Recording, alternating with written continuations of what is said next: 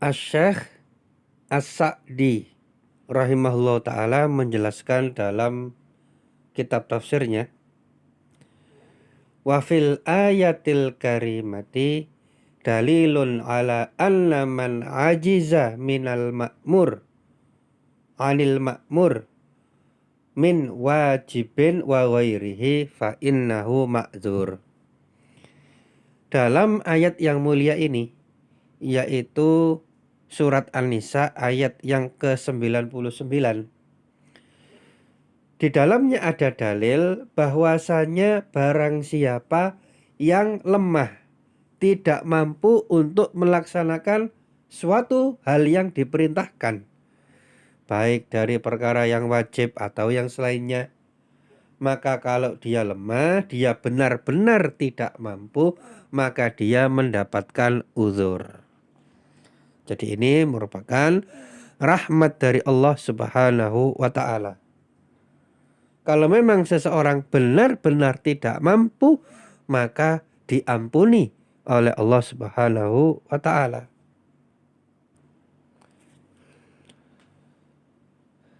Dan hal ini sebagaimana dalam sabda Rasulullah SAW dalam hadis Bukhari nomor 7288.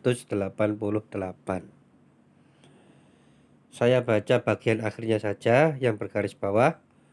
Rasulullah SAW bersabda, fa iza nahaitukum an syai'in fajtanibuhu wa iza amartukum bi amrin fa'tu minhu mastata'tum.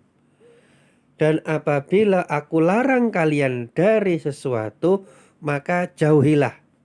Jangan dekat-dekat, jauhi.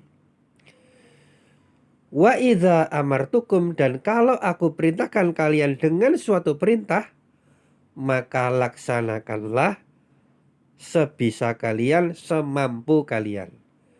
Nah, maka di sini ada larangan, diperintahkan untuk menjauhi, dan kalau ada perintah, diperintahkan untuk menjalankan semampunya, bukan semaunya. Karena beda nggih, semampunya dengan semaunya.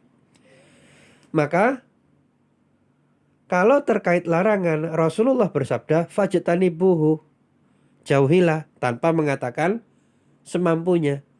Karena untuk meninggalkan maksiat itu secara umum tinggal diem gitu aja ya. Nah, tapi kalau melaksanakan butuh usaha. Ketika melaksanakan, maka Rasulullah SAW tambahkan mastata'tum, semampu kalian. Dan sekali lagi, bukan semau kalian.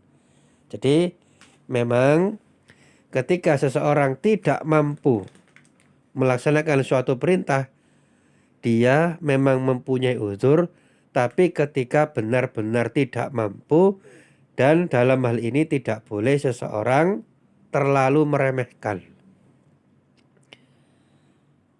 Dan hal ini sebagaimana terkandung dalam hadis selanjutnya, hadis riwayat Bukhari nomor 1117, yaitu seorang sahabat mengatakan, yaitu Imran ibnu Husain mengatakan, kanat bi bawasir, aku mempunyai sakit bawasir. Kemudian aku bertanya kepada Rasulullah SAW tentang sholat. Maka kata Rasulullah SAW, sholli qaiman, sholatlah dengan berdiri. Fa in lam tastati' faqaidan, kalau kalian tidak bisa, maka kalau kamu tidak bisa, maka sholat dengan duduk. Fa in lam tastati' fa ala janbin, kalau tidak bisa dengan duduk, maka sholat dengan berbaring miring ke sebelah kanan. Nah, di sini ada seorang sahabat yang melaporkan bahwasanya beliau itu sakit. Nah, ketika sakit, apakah langsung ya sudah nggak sholat? Tidak seperti itu, tetap sholat. Dan di awalnya kata Rasulullah, tetap dengan berdiri, sholli qaiman, tetap sholatlah dengan berdiri. Ini sabda Rasulullah SAW kepada orang yang sakit. Ya, Jadi tidak langsung duduk, tidak langsung berbaring, apalagi sampai nggak sholat, bukan. Tetap wajib sholat, tapi sholat semampunya. Kalau sakit itu kan bermacam-macam, bertingkat-tingkat.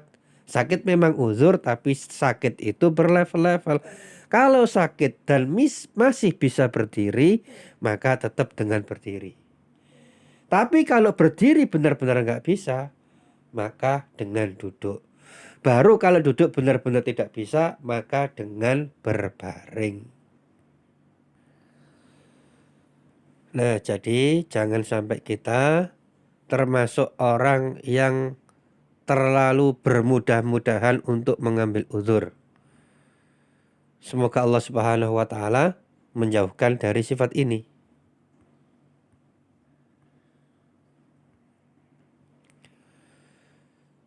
Jangan sampai nanti sakit sedikit, sholatnya dengan duduk.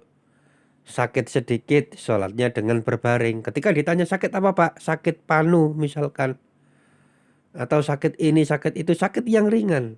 Maka yang seperti itu tetap dengan berdiri.